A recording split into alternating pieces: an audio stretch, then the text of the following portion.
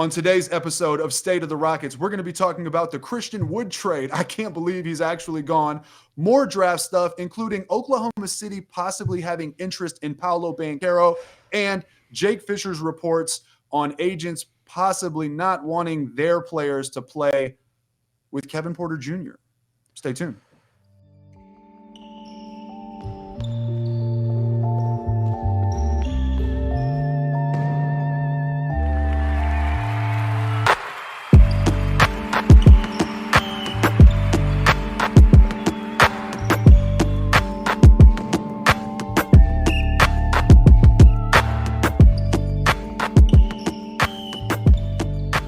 Welcome to State of the Rockets, the premier Houston Rockets podcast. We got a lot to talk about. I'm your host, Roosh Williams. I am also the host of the Noble and Roosh Show, which is the #1 most downloaded podcast on the Ball is Life network. Shout out to Zach Noble, my co-host. And today, as always, I'm joined by my co-host and host, Mr. Jackson Gatlin. How you doing, buddy? I am so excited to be back on the mic with you because we have so much to talk about. So much has taken place in the last 24 hours with this Houston Rockets team. But yes, I am your other host, Jackson Gatlin. I also host Locked on Rockets, the only daily podcast covering the Houston Rockets 5 days a week, Monday through Friday. I also host Locked on NBA Mondays, and I'm the founder of ClutchCityControlRoom.com. You can follow me on Twitter at JT Gatlin. You can follow my fellow host, the Mastodon himself, at Roosh Williams. Man, we've got so much to talk about. Yo, so first and foremost for our YouTube viewers. Foremost. I forgot about that, but first and foremost, of course.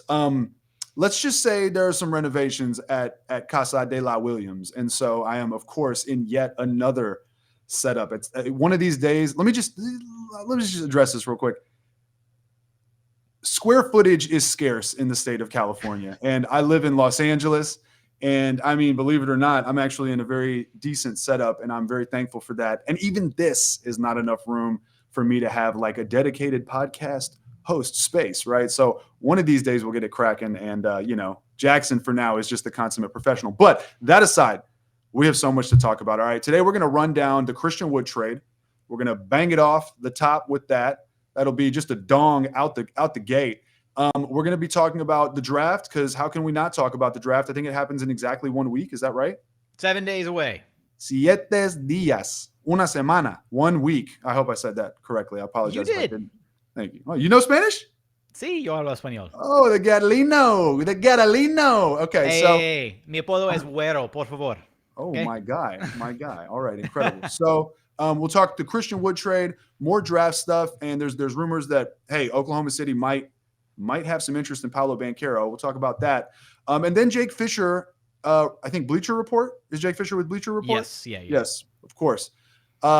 Jake Fisher with Bleacher Report is reporting that, hey, there are some agents that it wasn't actually Christian Wood with whom they didn't necessarily want their players to play with. It was Kevin Porter Jr. that they wanted to avoid. And lastly, we're going to try to talk a little bit about Jae'Sean Tate, allegedly and reportedly via Kelly Eco, the one and only. A Biggie Velvet. He's shooting lights out from 3 in the offseason. So we'll talk about that. So Jackson, Christian Wood traded to the Dallas Mavericks for the 26th pick in the draft. Marquise Chris, Sterling Brown, Trey Burke, Boban Marjanovic, and the Rockets generate a roughly $4 million trade exception. I think if they consummate the deal, this is off my memory from reading a Beema Thug tweet. Beema Thug would know the answer to this, but I think if they consummate the deal before July 1st, then it is $4 million. And I think if they consummate the deal after July 1st, it's $4.27 million, to whatever extent that really matters. I don't know. So that's the trade. Christian Wood's finally out of town. It was the talk of Rockets Twitter and just the talk of Rockets fans in general. What do you do with Christian Wood? Very polarizing topic. At one point, it was like 50-50, trade him, 50-50, build around him, keep him here for the core. And as the season went on, it kind of felt like that changed to more of a 70-30, 80-20 type thing where 70-80% of Rockets fans were saying, trade him because we don't want to extend him. And the others were saying, you guys are crazy. This is a walking 20 and 10. You got to keep him. So that's the trade. What do you think about it? Where are you at? Lead us off. Well, I think this was just a long overdue thing, right? Like we look at where the Rockets are right now organizationally, where they're at in the midst of this rebuild, and trading Christian Wood was just, it felt like it was something that was just bound to happen. And to me, what really cemented this as something that was going to take place in the Rockets' future was them landing a top 3 pick in this year's draft. You look at the top 3 prospects, they're all sizable bigs. They're all guys that you're going to have to reasonably run at the 4 or at the 5. That's where they're going to get a majority of their minutes. And so as soon as the Rockets secured that top 3 pick, the writing was on the wall for Christian Wood at that point. I do think that I really struggle, Roosh, when I look back at like this prior season to when there was the point where I was really like, you know what, kind of done with Christian Wood. And actually, now that I think about it, in this moment, I kind of just like walked myself back into this. It probably was that New Year's Day game where KPJ had his issues in the locker room, left Toyota Center, all that. You know, I've talked about this at length over at LOR. We don't need to revisit that particular side of the discussion, but Christian Wood also quitting on the team that day and the manner in which he did, right? He received disciplinary action because he broke a team rule, you know, allegedly, and he didn't get to start that night. So he was brought off the bench, checked into the game with like 4 minutes to go in the first quarter, played with zero heart, zero effort, zero intensity, totally went out there and half-assed it. Rockets gave up this big lead that they had over the Denver Nuggets, and they go back at halftime and they have this huge meltdown, and reportedly Christian Wood didn't want to check back into the game for the second half. So that moment, you know, kind of was the defining moment where I was like, you know what? I had these hopes for this guy, and maybe he could figure it out. Maybe he could buy into a long-term role with this Houston Rockets team. But I think ultimately it came to a head in that moment. And I think that was the moment for me that really cemented the idea that, all right, Christian Wood's going to be probably gone. He's not going to stick around for this Rockets rebuild. And then we saw the end of season burst from Jalen Green and KPJ and what this team kind of looked like without Christian Wood in the mix. And that was really like the final like nail in the coffin where I was like, all right, he needs to be gone. And then securing pick number 3 was just like, all right, it's got to happen at some point. So I'm glad it did. And the Rockets ultimately still got an asset back for him. A couple assets when you look at the 26th pick, the flexibility that they're going to have in this year's draft, and possibly a TPE to use, whether it's $4 million or, you know, a skosh above with an extra $250,000 tacked on top. But I know that Christian Wood's been a polarizing force, and I don't know about you. Was there like a moment where you were kind of out on Christian Wood? Was it before the New Year's Day incident? So the New Year's Day incident was significant because Kevin Porter Jr. hopping in the benzo and just going to the crib at halftime. Just, I mean, honestly, hopefully it all works out with Kevin Porter Jr. and we can look back at that and laugh. Otherwise, regardless, that would just be a hilarious moment. Cannot believe he did that. But I'm sorry. Could you just imagine like you're sitting at a red light, like, you know, outside? I saw someone I saw someone posted the 50 Cent meme where he like pulls up and like pulls off laughing. Yeah, if Kevin Porter Jr. did that and you're like listening to the game at halftime, I mean, you know, whatever, in the third quarter or whatever, I would just be like, wait, what? But so, you know, that was one thing. And KPJ like had some issues. So that was its own whole issue. But to know, I remember finding out, hey, Christian Wood is also, because I remember we came back and like we heard about KPJ or we saw, I remember it was like visible or whatever.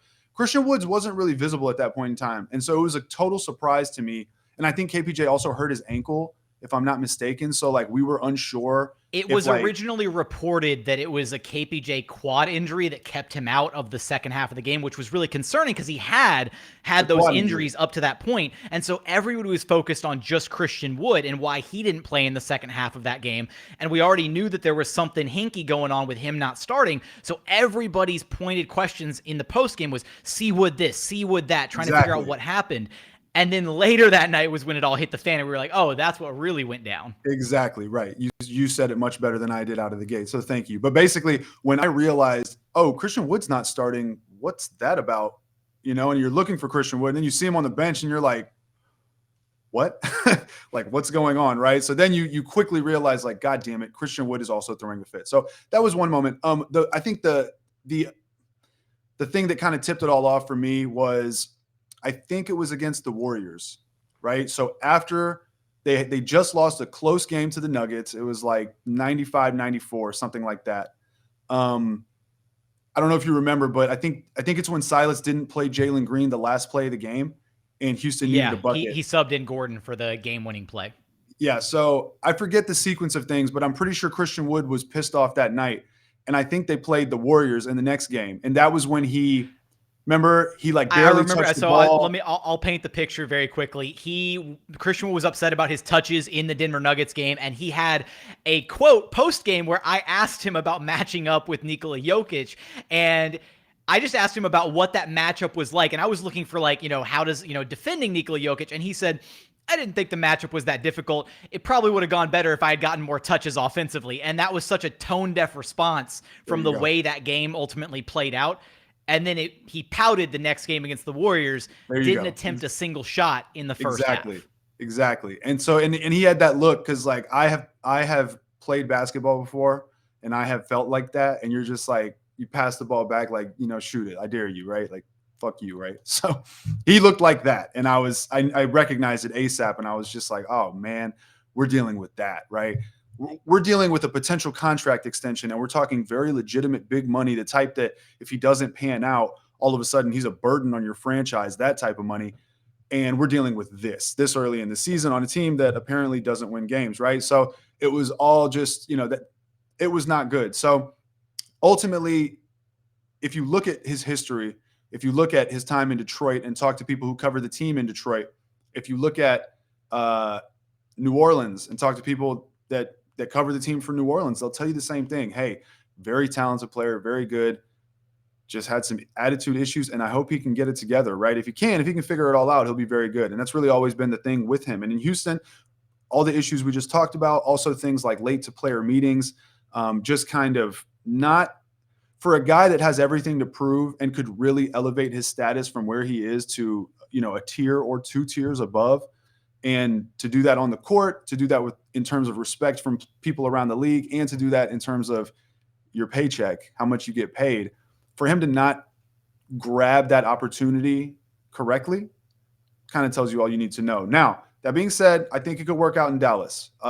If you look at his numbers for the first 3 games, I mean, about as small of a sample size as you can get, but he got 3 games with the real James Harden, okay? Because after those first 3 games... Before James Harden started pouting.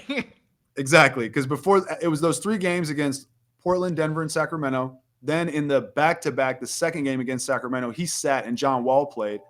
And then it was, a few games after that where he was doing the pouting on the court. Then he got traded. I think it was, I don't know, against Brooklyn or it was after Orlando, I think. No, Orlando, I think. Whatever, doesn't matter. So in those games, though, Christian Wood was averaging 25 points a game, 9 rebounds a game, 2 assists, a steal, almost 2 blocks, shooting 40% from 3, 19 attempts per game, 57% from the field. So, who knows to what extent those numbers actually translate. But if Luka feeds him the way James Harden was able to feed him and able to work off and with him, he should be good. But I think he's still going to have those same defensive issues. And ultimately for example, against a team like the Phoenix Suns in their second round series this season, I think DeAndre Ayton would have ran Christian Wood off the court, or not ran him off the court. He would have stuffed him under the basket, So you have to consider those types of things. But all in all, I'm glad he's gone because I don't think he's worth extending that money to. It's no disrespect to him. I just don't think that the Rockets are in a position to give him that big of a check. And I want to hit you on that point. Actually, the Rockets were in negotiations, right? That it was reported first life comes at you fast, right? We were talking about Christian Wood. He just threw out the first pitch at the Astros game and mentioned the fact that he was, having extension talks with the Rockets, and an extension for Wood would have basically been 4 years, just under $80 million. But the big money that we're concerned with, right, is the money that you would have to conceivably pay to Wood at the end of his current contract, so not this extension money. Do you think that Christian Wood and the value that he brings, I know it's kind of a moot point at the, right now, but the extension value, right, just under $20 million a year, does that change your perception of Christian Wood as a player versus paying him something like over $30 million a year? Yeah, yes. Well, does it change it? No, it's the same. Sorry. Over 30 is hell no. 19 a year, right? 20 a year if it's just under 80. I mean, dude, you don't want to spend that much money on someone that is that big of a defensive liability. You just can't. unfortunately. I mean, as It's the much same offense, problem the Miami Heat are having right now with Duncan Robinson. And it's the yeah, same problem we had a few years back with Ryan Anderson. $20 yeah, million a year for a guy that can't bring you any lick of defense is really tough. it's tough, man. And then when you have to bench them when the game's on the line, the discussion becomes like, yo, we got, this guy getting paid this amount sitting on the bench. Like you're watching the Heat thinking Duncan Robinson sitting on the bench, that's a sunk cost. So it really comes down to that. I mean, he's at the weight where he's not a five. He cannot guard fives. I mean, average fives in the league bully him. Like Ivica Zubac will bully him. I mean, frankly, I've seen Boban Marjanovic bully him. I'm pretty sure against the Mavericks. Oddly enough, We saw Jalen Brunson bully him on a drive. So, I mean, right, just throw him and he went flailing. How many times do we see that? And you see, it really reminds me of Melo when Melo was in Houston. I noticed when Melo was in Houston, he was allergic to rim protection. Like he didn't even try. It wasn't that he couldn't do it necessarily. He just really he shied away from the contact. And you see Christian Wood do that quite a bit too. So yeah, I mean, great offensive player. And that's why Dallas is a good fit. They need that. They might have enough defense to compensate for him. Although I think Luka and Christian Wood on the floor at the same time is, to see Wood's credit, right? Like his biggest flaw is as an interior defender. He has shown moments where when he does get switched out on the perimeter onto smaller players, he's, light of foot enough to be able to, move laterally, keep with guys. We saw, in some of those games against the Warriors, we saw him hounding like Steph Curry on the perimeter and doing a decent enough job for a 6'10" guy with his length, his size, keeping up with a guy like Curry on the perimeter who is very adept at all the shakes, the hezzies, the crossovers, whatever, to try and get open. So it's not that Christian Wood can't defend. It's that he can't defend on the interior, which is where you would like a big to be able to defend. So maybe the Mavericks can figure out a defensive scheme to where they can run him at the four and they can rely on a different body, a Dwight Powell, if you will, to still be their interior anchor, which is why some of the reactions to the trade from the Mavericks side of things, calling him a rim protector, are just frankly hilarious because it shows that you haven't watched Christian Wood play a minute of basketball. Like you, I think he still is poised for and can have a lot of success with the Mavericks, but it's not going to look the way that a lot of Mavericks fans think it's going to look right now. They think they found their ace, their five, their switch everything defensive five, who's going to give them rim protection and rebounding. And it's like, well, his rebounds aren't exactly he's not boxing out for those rebounds. They're just high point rebounds on the worst defensive team in the NBA. It's a very different distinction than a guy who actually has to work for his rebounds on a good defensive team. So yeah, I mean, I said this on Twitter earlier today. To his credit, he's better at guarding the wing and the perimeter than he is at guarding the interior. And, I thought a lot of times when watching the Rockets, I thought, hey, we can use that. We can be very switchable and all that. But teams repeatedly found ways to bury him under the basket. And I think that they'll eventually do the same to Dallas. Now, look, Christian Wood's numbers were pretty decent with James Harden, like I said. So maybe he has it in him to kind of be accountable to someone he views as superior to him. So maybe Luka can keep him in check. Maybe he'll respect Jason Kidd in a way that, with Steven Silas, it was more of like a peer relationship. And maybe with Jason Kidd, he can look up to him and be open to being held accountable. So if he can do those things, it could work in Dallas, but he's not a five. And that's what people need to know, right? He's too small to play the five, and he's a little too light of foot to play the four. He is good enough on his feet to guard the perimeter, like you said, at times, but to do it consistently, to get switched and to communicate on defense, to rotate from his guy and then close out hard in the corner. Those are the things that you need in a truly switchable defense, and he can't really do those. So I wonder. I think it'll work because they'll be good enough offensively. But I don't think you're going to really see the flaws with him within the Dallas scheme, if there are any. I don't think you'll see them until the playoffs. So in addition to what we've kind of mapped out so far, just kind of discussing Wood's tenure with the Rockets and just our thoughts on the trade, and we kind of tackled it a little bit there from the angle as to just who Christian Wood is as a player, what he is potentially going to bring to the table for the Dallas Mavericks. Let's kind of, reel things back in here a little bit, because this is state of the Rockets, not state of the Mavericks, because, gross. But, there's kind of, Roosh, I look at this and there's three immediate benefits to this trade besides the, the actual, transaction stuff, the 26th pick, the TPE that's coming back or, being generated. And to me, those three things are, and I'm curious to see which of these things is your immediate favorite, because I think that there's two in the lead and then the third one's a little bit further off. But I'll start with the third one. It clearly clears space for one of the top prospects, right? No more logjam in the front court. So whoever the Rockets bring in, if it's Paolo Banchero, which a lot of the signs are pointing that direction, if it's maybe a Chet Holmgren, right, then they immediately have a gap now in their front court to give whoever that top tier 1 rookie is, 30 plus minutes a night without having to worry about, okay, well, how do we divvy these minutes between Seawood and yet another rookie, another young prospect? So that's one immediate benefit. The other two, and this is where I'm curious which one you are more excited about. Alperen Şengün is now your guaranteed starting 5, and this is now Jalen Green's team, right? Like there's no more. We talked about this a lot last season on Twitter, on different podcasts, right? There was a lack of like maybe an accountability or like hierarchy within the Rockets system, right? Where it felt like on any given night, you'd have this weird like, allocation of shots on any given night where it felt like a very balanced system. And sometimes that paid off, and other times it felt very weird because you would have like Garrison Matthews getting as many shots as Jalen Green coming off the bench in like half the amount of time. I think that this now helps the Rockets with their identity in knowing, all right, Jalen Green is now the tip of the spear. Like he is the go-to guy. He's the number one offensively. So I'm curious to you, what are you more excited about? Jalen Green being the number one, the true alpha on the team and having that team identity, or Alperen Şengün now being your guaranteed starting 5 and being able to really like get Alp unleashed, if you will, and we'll see if he can actually hold up to those per 36 numbers that we kept highlighting all throughout last season. Yeah, that's tough. I'm going to say B, Alperen Şengün, only by the logic that whether Christian Wood was here or not, Jalen Green was the number 2 overall pick, and those expectations were there, right? It was going to be 50-50 his team, I think by next year, unless Steven Silas just really didn't understand how to kind of take hold, of what, or maybe he didn't want. And if he didn't want Jalen Green to be that, then that would be disappointing to say the least. So I'll say B, Alperen Şengün, because that was my biggest worry, right? Christian Wood, Şengün, let's say they draft Banchero, let's say they draft Chet, all of a sudden, and they still got Garuba, right? It's just like, that's such a weird front court. Then you got to figure out where Tate goes. So by removing Christian Wood from that rotation, got to do your hair. By removing Christian Wood,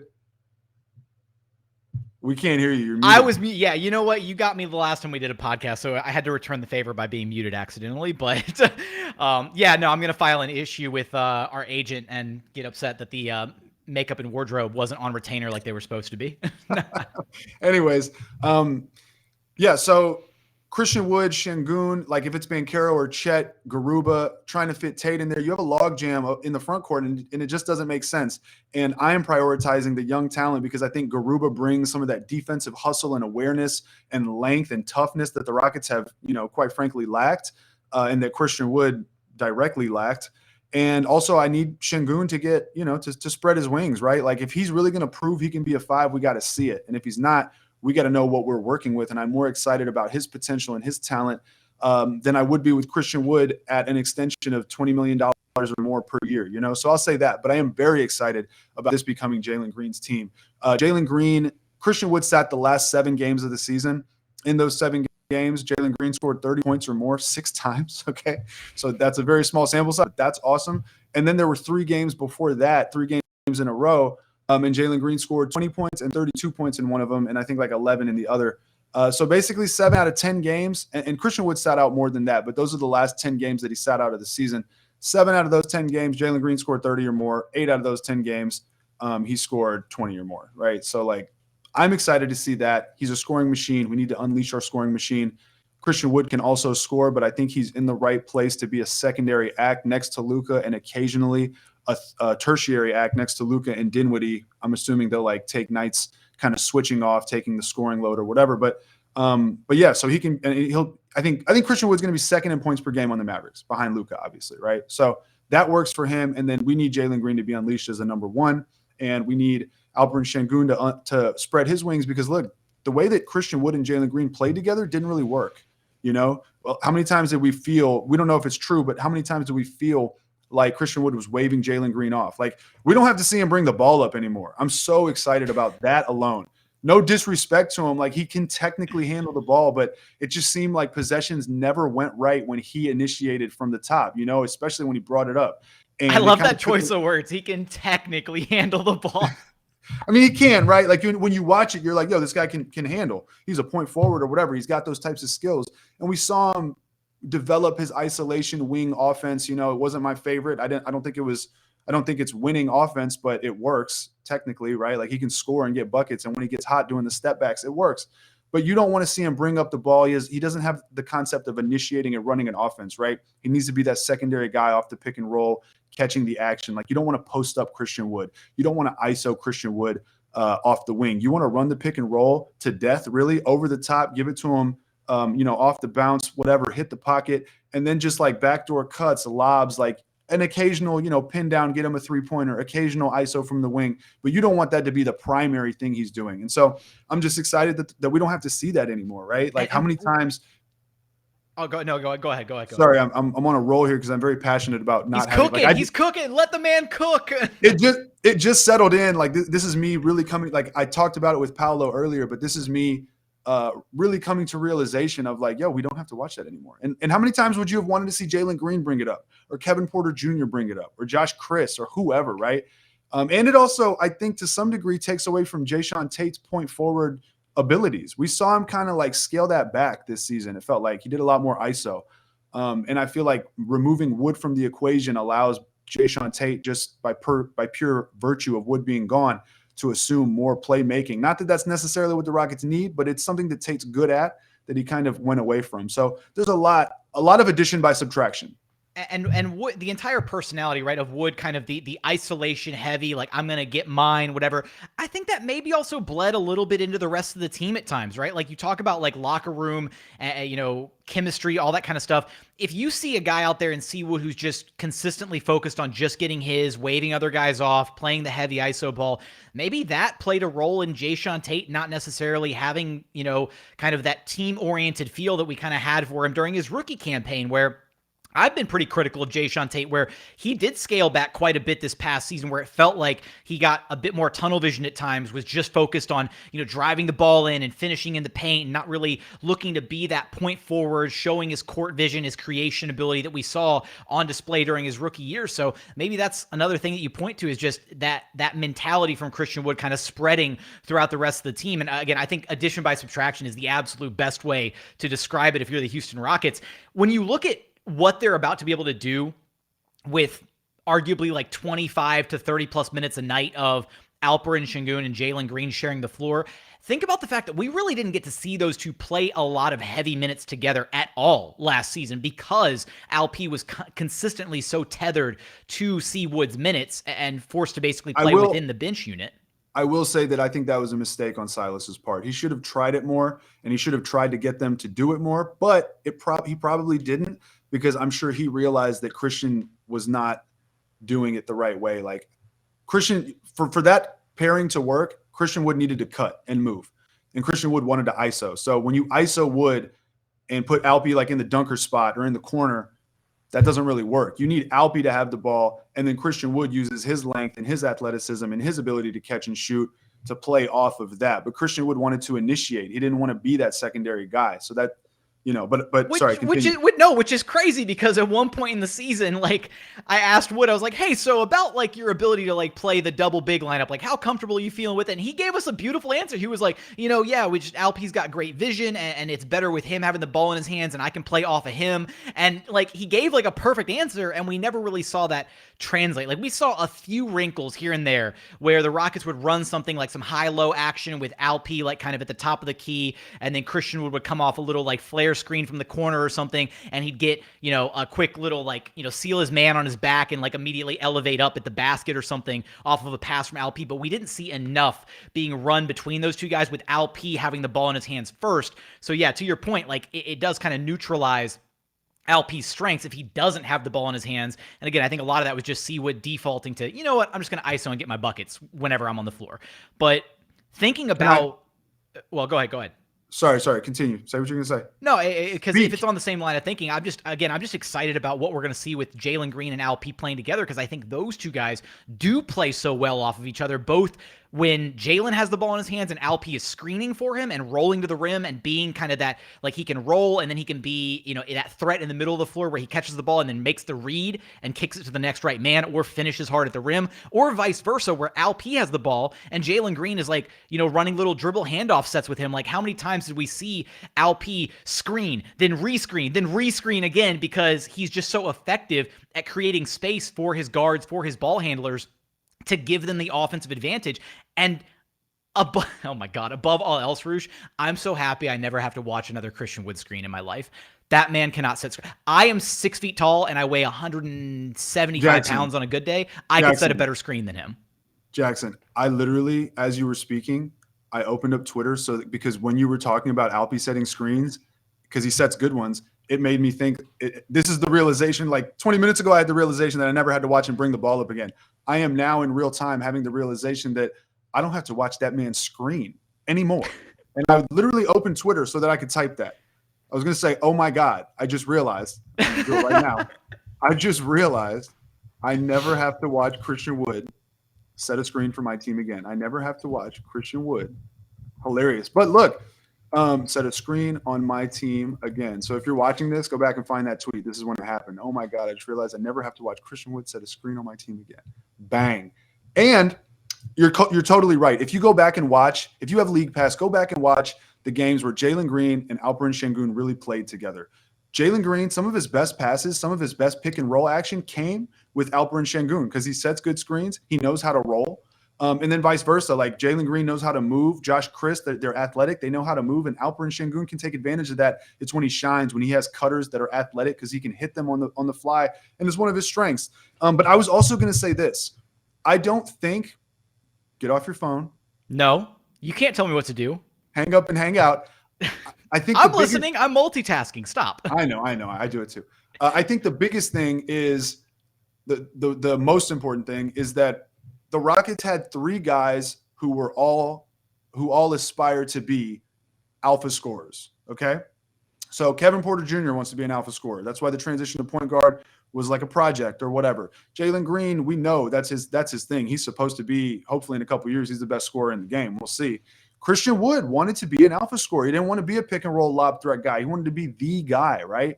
And you can't have a team that can't defend, first of all, but first and foremost, but you can't have 3 alpha scorers as your 3 best players, right? If you have like an alpha scorer, it's got to be you can have 2, and that third one most likely has to come in some type of 6-man capacity, right? And which one of those guys was willing to do it? I don't know. I don't want Jalen Green to be that guy. I don't think Christian Wood works as a 6-man. Maybe actually he could. I have no idea. 6 men are typically, perimeter oriented. So I don't know about that. Or maybe it's KPJ. So that was one of the issues. And then conversely, that's one of the things that really intrigues me about Paolo Banchero is he has the ability to be an alpha scorer, but one of arguably his greatest offensive strength is his creation ability, right? And so if Christian Wood had more of the vision and just more of that in him, the games where his assists were high usually were pretty. He was finding shooters and kicking the ball. He was playing basketball. But the games where he just played like Christian Wood iso ball, it just didn't really work. So I think addition by subtraction, you remove one of those alpha scorers and then you let the 2, Jalen Green and KPJ, really like take over. And that's what we saw for the last 7 games of the season. We saw those guys. We saw the backcourt turn into the alpha scorers. And in addition to that, Alperen Şengün has no problem being like a creator, a secondary, tertiary type guy, right? Whereas Christian Wood did. And if he wasn't scoring, he wasn't really impacting the game in positive ways. So I think all of that wrapped up together kind of indicates, hey, it wasn't working in Houston. The timeline wasn't right. His age, the timeline for extending his contract, all of it, it just wasn't right. And it was just kind of all mixed up in this big thing that just didn't really mesh together. And maybe in Dallas it will. But I am glad to move on. I'll say this. I give it a B. I grade the trade a B because all in all, it works out for the Mavs. It works out for the Rockets. It's not, it's not an extraordinary trade. It's not a terrible trade. It's really just average, middle of the pack, right? You extracted the value of a late first round pick, which maybe you are able to combine that pick and trade up or trade for something else, or maybe you actually draft a pick and you just develop that player in the G League and you can have like a project. It is a little bit iffy because the Rockets drafted 4 rookies last season. They have 3 draft picks this season, so to have potentially 7 guys on your roster that are rookies and sophomores. Like, that's a lot. So I would imagine a couple of those guys go down to the G League. To even spin that a little bit, just for the frame of reference, right?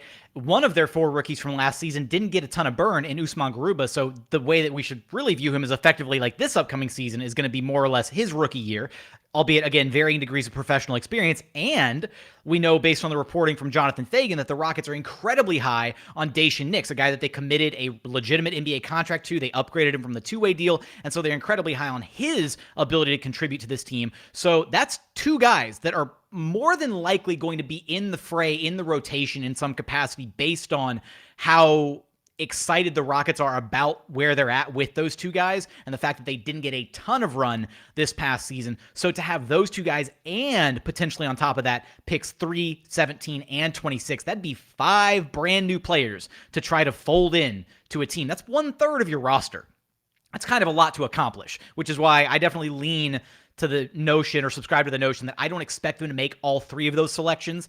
I'd expect them to package 17 and 26 to maybe move up, or maybe trade out in this draft and forego one of those picks. Maybe you trade 17 for a future protected first-round draft pick to keep that asset a little bit more flexible, a little bit more liquid, to where you're not forced to, drive the car off the lot immediately, for lack of a better metaphor. Could not agree more. What would you give the trade? How would you grade it? I think B is fair, and I think the like somewhere around that value, right? Like B, B minus, B plus, somewhere in that range, because it's not a blow you out of the water trade. On the surface, right, when you're first looking at it, your instant reactions, it's a little underwhelming, right? A late first for Christian Wood is basically all they got.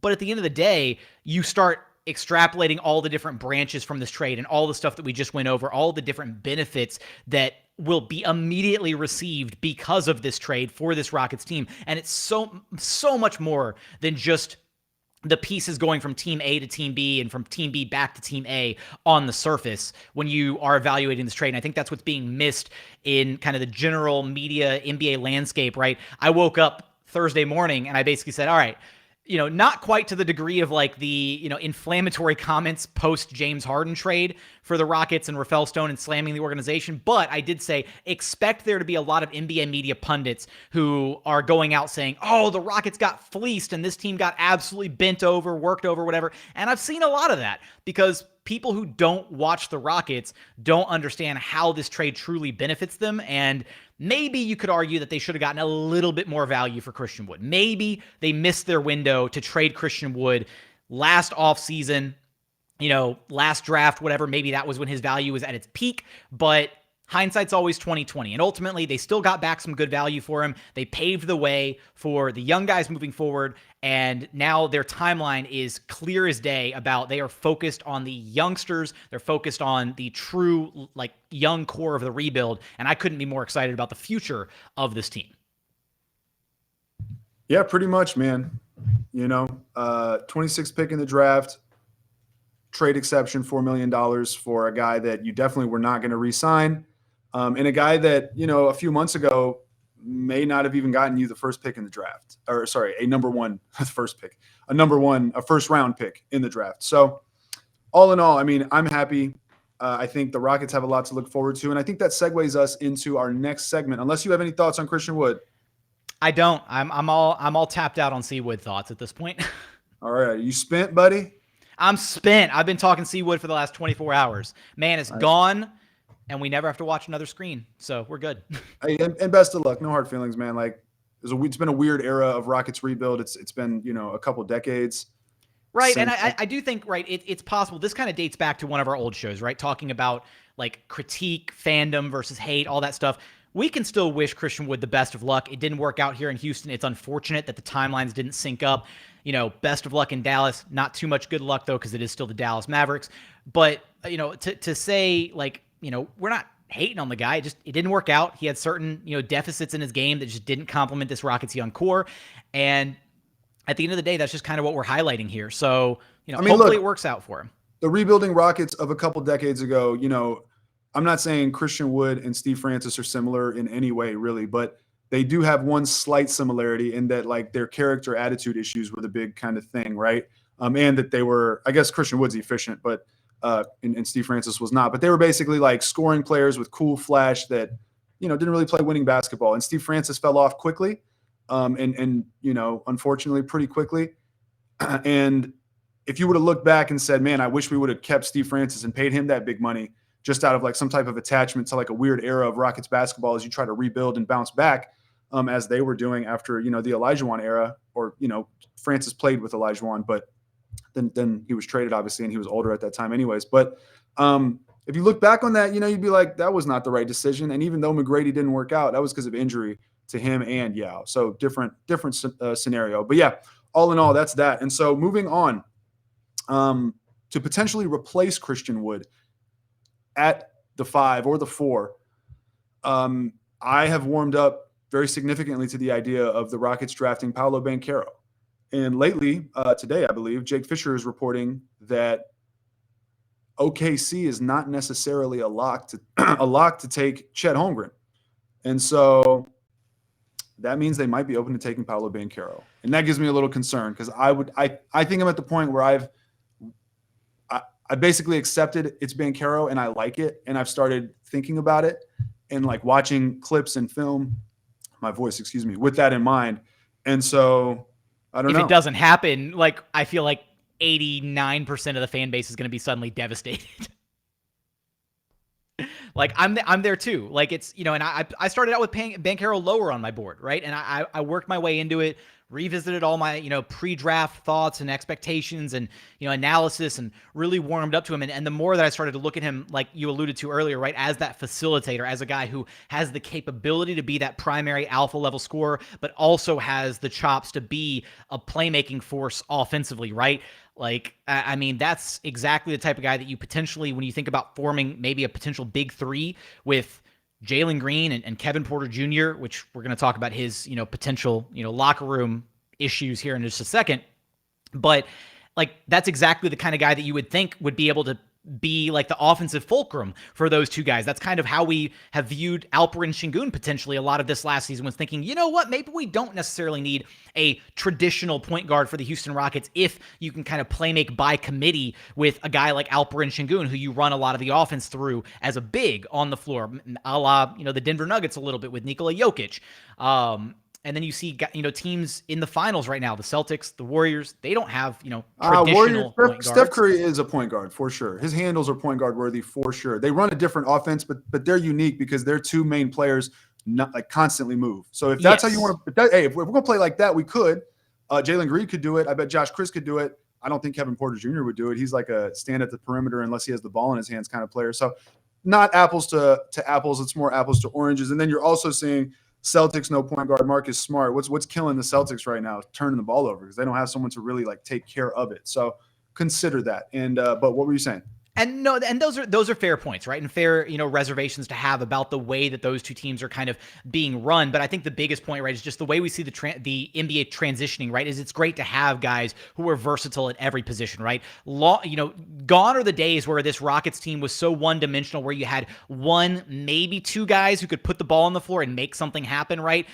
I know that it was the franchise best 65-win Rockets, but like, damn if it's not nice to see multiple guys on a team who can put the ball on the floor, make something happen, attack a closeout, all this stuff, because there was nobody besides James Harden and Chris Paul and Eric Gordon who could do that on that Rockets team that won 65 games. Like, it felt really tough to watch that team play basketball at times because you had guys who were so niche in their role that, that team was kind of one-dimensional in a lot of aspects. So I don't know. I to get back to the main point here, right? I've hyped myself up to Paolo Banchero as well. It'll be relatively devastating if he's not the pick at number 3 for the Houston Rockets. So yeah, and I mean, look, it's kind of same as you. I had him low on my board. I've been worried about him as like a potential Michael Beasley type of player, Julius Randle type of player, and I think those are both wrong because he's got much better vision and creation ability than Michael Beasley did at the NBA level. Michael Beasley was like just a straight up scorer as an NBA player, and Julius Randle plays a lot more bully ball and less like finesse, and his creation is not.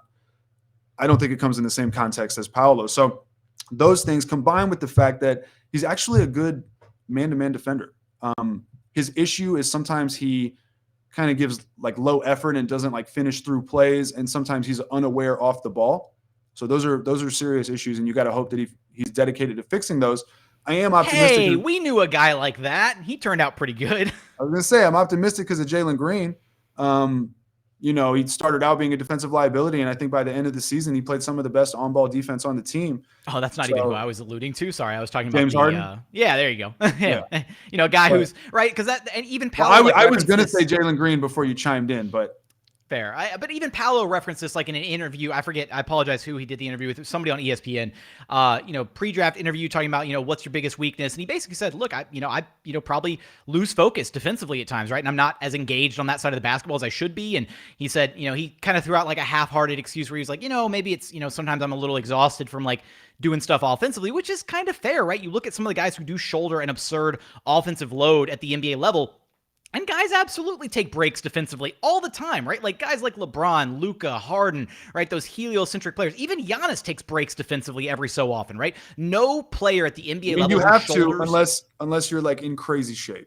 Which all those guys are, but to go that hard on both ends of the floor for 40 minutes a night that's extreme. And nobody's doing, even guys that are widely regarded as great, like lockdown defenders. Kawhi Leonard, ever since he's like took on a bigger offensive load with like the Raptors and then subsequently the Clippers, Kawhi hasn't been like a lockdown defender for 36 plus minutes a night in a long time. He'll lock down in the clutch when he needs to, like in the fourth quarter if the game's tight and he's got to like actually lock in. Think about the Rockets matches against the Clippers, right? Where he would be forced to like check James Harden and he wouldn't actually start guarding Harden until like 5 minutes left in the fourth quarter. They would stick somebody else on Harden for the majority of the game because Kawhi didn't want to expend all that energy hounding James Harden when he had to do everything else for the Clippers offensively. So I understand the reservations.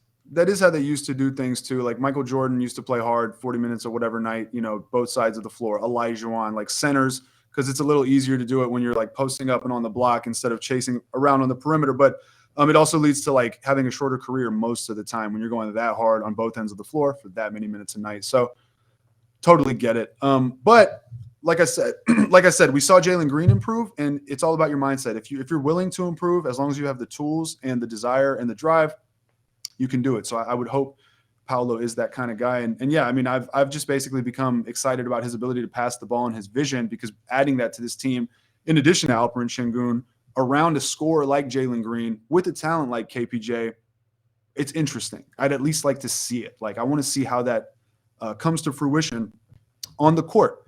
Now, do you think Oklahoma City would legitimately take Paolo number 2?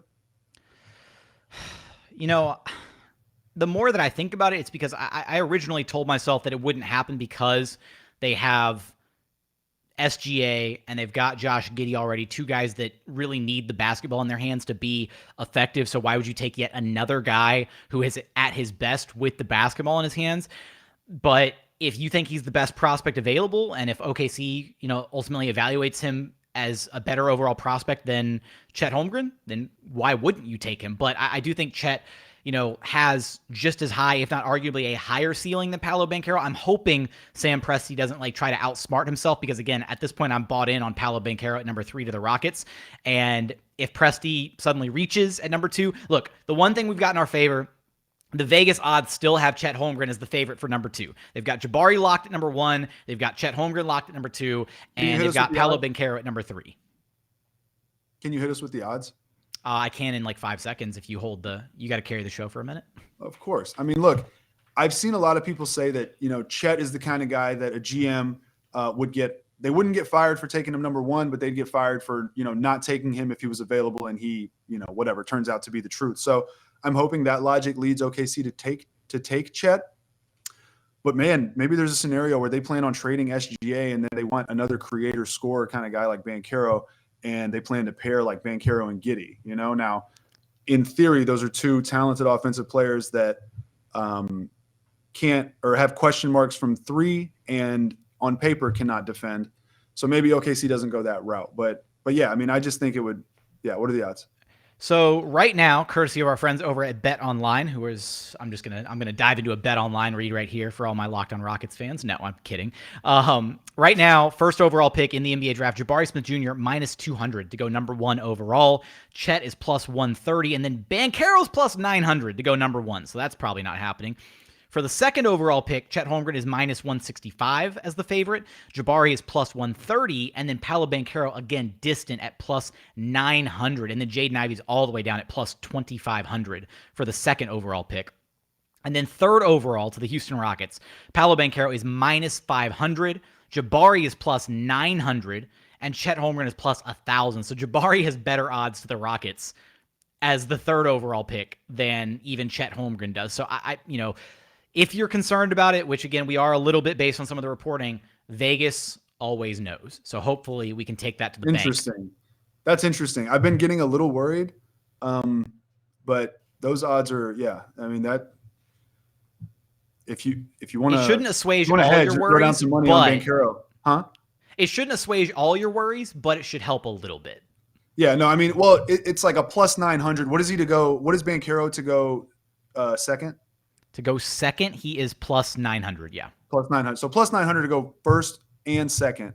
That's distant. Those are distant odds. It would have to be, a trade or OKC just really like keeping it close to the chest and like also playing some trickery, some mind trickery. But some Jedi mind tricks. Yeah. So ultimate answer, ultimate prediction, because I don't think we're going to have an episode out until the draft happens, right? We'll do one right after the draft. Right, but I'm saying in some capacity. Yeah, this is our last one before the draft. This is our pre-draft episode. Wow, we've done a terrible job of this. There's a ton of draft coverage. We're not a draft coverage pod. We're a Houston Rockets pod, and there's a ton of great people that talk about draft stuff. Check them out. But I'll be talking about more draft prospects over on LOR. So if you want to go check out some draft prospects, I'm breaking down all the different targets for the Rockets at 17 and 26. So go check that out leading up to the draft. Go do that. But yeah, what's your prediction for 1, 2, 3? Assuming there's not a trade. I think it goes chalk. Jabari, Chet, Paolo. And I think there's a lot of buzz for Keegan Murray at 4 for the Sacramento Kings. Chalk? Yeah, it goes chalk. Like it goes like that's an expression, right? Like it goes, yeah. I don't know. I've never heard that phraseology in my life. It's a real thing. I heard it used for the first time like a month ago. I thought I'd try it out. I hope I used it right. So you think it's Jabari, Chet, Paolo? Yeah. And then I'm going to call it right now Keegan Murray at number 4. And then Jaden Ivey at number 5 to the Pistons. Interesting. Keegan Murray. Wow. That would be a very Sacramento thing to do. And I expect them to do it. Yeah. I'm going to go Jabari, Chet, and Shaedon Sharpe to the Houston Rockets at number 3 now. And Banchero. Yeah. The buzz on him has kind of died down a little bit. I haven't heard much. I don't know. But regardless. So, okay. Should we jump to KPJ? Yeah, let's talk a little KPJ here because this was an interesting kind of aggregated report from Jake Fisher, basically pointing out the fact that, there have been some concerns, from around the league about, players and their agents kind of reporting some concern about playing in Houston, playing for the Rockets, and that some of that concern has been linked to Christian Wood for sure, but more of the concern has been linked to Kevin Porter Jr. of all players. And that is interesting, right? Because it kind of points us back to this whole dilemma with KPJ where there's history there, right? There's, players talk, organizations talk, right? Personnel talk. And so even though we've only been exposed to what is potentially like the tip of the iceberg with KPJ, with any of the incidents that have been made public, right? Maybe there's more stuff going on behind the scenes that we aren't exactly privy to. I'm not going to sit here and don a tinfoil hat and say that KPJ is like running amok in the Rockets locker room, but players and agents talk. And if there's some reported stuff going on that KPJ could potentially be that locker room difference in, a player wanting to be in Houston versus not wanting to be in Houston, that's at least worth noting. And it's worth being concerned about a little bit when you consider what is his long-term fit with the Houston Rockets if there's going to be an aversion to players, potentially even more like established players, right? Like veteran guys who want to come play in Houston to come be teammates with a guy like KPJ. And on the flip side, you got young guys who do want to play with KPJ, right? Jalen Green and KPJ like besties, right? They wanted to play together. All the signs point towards the fact that Paolo Banchero, another Seattle kid, wants to play with KPJ, right? Like there's ties there. Like he's excited to potentially play in Houston, all that stuff. They go back a ways. So, I don't know if that's a good thing or a bad thing that, KPJ might have some negative locker room tendencies that are causing apprehension from other players and agents. Yeah, I mean, look, it's just one of those things that you have to be prepared to deal with when you do have incidents like hopping in your freaking whip and jetting to the crib at goddamn halftime, right? I mean, it's inevitable. It's going to happen. He has episodes on the court, okay? That is not my opinion. That's just what we've seen. Unfortunately, I honestly wish that never happened. If he didn't have those types of episodes, The I would body be language so is rough. Yeah. in the body, yeah, in the body, yeah, exactly, right. If he didn't have those things happen, and if we didn't hear about him, going at it with coaches in practice, from Steven Silas's head coach to John Lucas, like the OG, which shows that he clearly has difficulty, right, responding to authority and just getting along in general, at least on a consistent basis. And again, that's not my opinion. This is just objective fact. It's what he did. It's what he's chosen to do, right? If he didn't have these issues, I'd probably be so much more willing to give him a longer leash and say, hey, he'll figure it out. But he's got to prove that he's willing to figure it out. And as a result, as a trickle down effect of that, there's going to be players, or there's going to be agents like Evan Mobley's father, allegedly, right, did not want Evan Mobley to play with Kevin Porter Jr. He was probably like, man, I saw that kid. I know how it goes when he has his episodes. I don't want my kid anywhere around that, especially as he's a rookie in the league. No thanks, right? So he's definitely not the only one. Now, is it KPJ? Is it only KPJ and it's not Christian Wood? I bet it's both players, Quite frankly, I bet KPJ is more liked. This is just a guess, but I would bet that KPJ is more liked by his teammates than Christian Wood, just on and maybe I'm just totally, coming up with nothing and making this up and slandering Christian Wood. So if that's how it sounds, that's really not how I mean it to sound. I guess I'm just trying to say that I think KPJ might be a better locker room guy in terms of getting along with the teammates than Christian Wood, but I don't really know. So yeah, that's just something you got to be prepared to deal with, man. If you got issues and you can't respect your coach and you're not a proven talent in the game, people are going to wonder these things, and that's the same things the Rockets have to wonder when they consider whether they're going to give him, whether they're going to extend KPJ, and if they do, at what price. That was another one to loop it back to Christian Wood. And by the way, if you're still listening, drop us a comment and let us know what you think of the Christian Wood trade. I wanted to say that earlier and I just remembered. But one of the big things about trading Christian Wood is the Rockets had two questionable character guys, right? And that's what led a lot of people like Bill Simmons probably and Ryan Russillo to question, like, hey, I don't want Banchero ending up there. Or maybe they, by virtue of association, were like, yo, Jalen Green, kind of lumped him in with like those two guys. And that's probably how they perceived him. And people can say, who cares? I don't care how we're perceived. But I mean, you're seeing how it can matter when agents don't want their guys to go to the team that has the third pick in the draft. So it's important. And getting one of those questionable character guys out of there in Christian Wood and just slimming it down to one to then be able to eventually make that evaluation and that decision, that's important. That's a big deal, right? So I'm glad that the Rockets were able to do that. I hope KPJ can get it together. I hope he takes this as a sign of like, yo, nothing's it's not all kush and gravy here, Bubba. If there are issues, we will move you. I'm hoping, I don't think that that's how the trade comes off, but I'm hoping that resonates to some degree in KPJ's mind, where he doesn't get too comfortable and he understands that he has to hold himself accountable, right? I hope he takes it seriously because culture is important. The Rockets have taken a lot of measures to try to revamp and rehabilitate their culture and how they are perceived, because again, it's all linked and it does matter, as you're seeing. Christian Wood out of there. KPJ is the last kind of leg of that immature type culture, allegedly, that people perceive the Rockets to have. And so if he can figure it out and get over this hump, I think he'll get to playing his best basketball. And I think the Rockets will be a better team for it. So I hope he can figure it out. Echoing all the same sentiments. And I think that's, we saw with the maybe a little bit of apprehension from this past season, right? The New Year's Day incident, anything else that we're not exactly privy to right now, right? I fully still don't expect the Rockets to extend him this offseason. I don't think it's on the table at this point. I feel like we probably would have heard a little bit more about it at this point if it was going to be something that was going to coalesce. And they've got one more year, right, to figure out what they've got with him, right? Let him go to restricted free agency at the end of this next season. See what you have there. There's no reason. He hasn't shown enough yet. We've seen flashes. We've seen some talent there. He hasn't shown enough to where you're incredibly confident about, you know what, 15 million a year, here you go. 20 million a year, here you go, right? So, I mean, honestly, dude, I'm worried. I'm worried that he could, he's dating, I don't know how to say her name because it's spelled Kayseri? Differently than I honestly read it as a silent S, like Kyra or something. I honestly don't know. I have no idea. So, but you know who I'm talking about, the former WNBA player.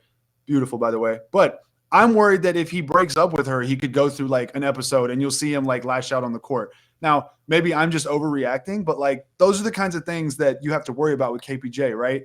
So you could see him tweak an ankle in the middle of the game and then he gets pissed off if he gets subbed out. Like you just can't have that type of stuff if you're trying to establish a winning team and culture. Fun fact, that is actually John Lucas's goddaughter, I believe. I saw this in an article the other day, and I was kind of blown away by that fact. So there are some significant ties there. Not quite the same as Doc Rivers trading his own son-in-law, but it's close. Wow. What a small world, I guess. But yeah. Keep it all in the family, right? No, I don't know.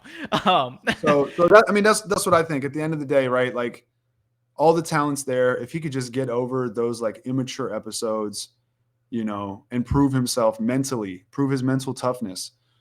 Like I said, like, I mean, that's really, honestly, I think that's the main difference between KPJ and Jalen Green being the backcourt of the future and them not, right? If KPJ's in his own head doing his own thing, he's never going to evolve.